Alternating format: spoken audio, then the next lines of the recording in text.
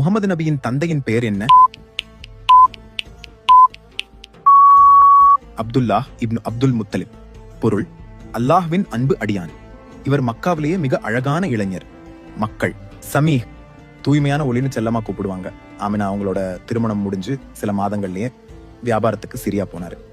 திரும்ப வரும்போது மதீனாவில் அப்போ யஸ்ரிப் நோய் வந்து ரசூலுல்லாஹ் பிறப்பதற்கு சில மாதங்கள் மீதி இருக்கும்போது அல்லாஹ் அவரை தன்னோட சுவனத்துக்கு அழைச்சுக்கிட்டாரு. அதனால உலகத்திலே பிறந்த மிகச் சிறந்த மனிதர் தன் அப்பாவோட முகத்தை ஒரு நொடி கூட பார்க்காமலேயே வளர்ந்தார். கேள்வி 2. முகமது நபியின் தாயாரின் பெயர் என்ன? பெயர்: ஆமினா பின்த் வஹப். பொருள்: நம்பிக்கைக்குரியவள், அமைதியானவள். மக்காவிலேயே மிக அழகும் குணமும் நிறைந்த பெண்மணி. அப்துல்லாஹ் அவர்களோட திருமணம் முடிஞ்சு அல்லாஹ் அவர்களுக்கு ஒரு ஒளிமயமான குழந்தையை கொடுத்தான். அவர்தான ரசூல். ஆனா நபிக்கு வயசு வெறும் 6 வயசு இருக்கும் போதே ஆமினா அம்மா மதீனாவுக்கு செல்லும் வழியில் அவ்வா என்ற இடத்துல நோய்வாய்ப்பட்டு தன் அன்பு மகனை கண் முன்னாடி வச்சுக்கிட்டே இம்மையை விட்டு பிரிஞ்சுட்டாங்க. கேள்வி 3. முகமது நபியின் முதல் மனைவியின் பெயர் என்ன?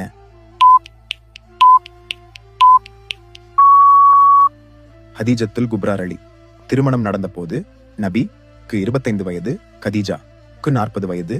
கதீஜா அவர்களே நபி அவர்களின் நேர்மையைக் கண்டு வியந்து தம் தோழி மூலம் திருமண விருப்பத்தை தெரிவித்தார்கள். அவங்க செல்வந்த பெண்மணி, மக்காவோட பெரிய வியாபாரி. ஆனா எல்லாத்தையும் விட்டுட்டு நபிகளுக்காக வாழ்ந்தாங்க. கேள்வி 4. முகமது நபிக்கு எத்தனை மகன்கள் இருந்தனர்? சரியான விட தெரிஞ்சா கீழே காமெண்ட்ல போடுங்க. வீடியோ பிடிச்சிருந்தா லைக் பண்ணி ஃபாலோ பண்ண மறக்காதீங்க. கேள்வி 5. முகமது நபி அவர்கள் இறந்த போது அவருக்கு வயது என்ன? நபிகள் நாயகம் அவர்கள் வாழ்ந்தது வெறும் 63 வயது மட்டுமே. அவர்கள் ஹிஜ்ரி 11ஆம் ஆண்டு ரபியுல் அவ்வல் மாதம் 12ஆம் நாள் திங்கட்கிழமை அன்று மரணமடைந்தார்கள்.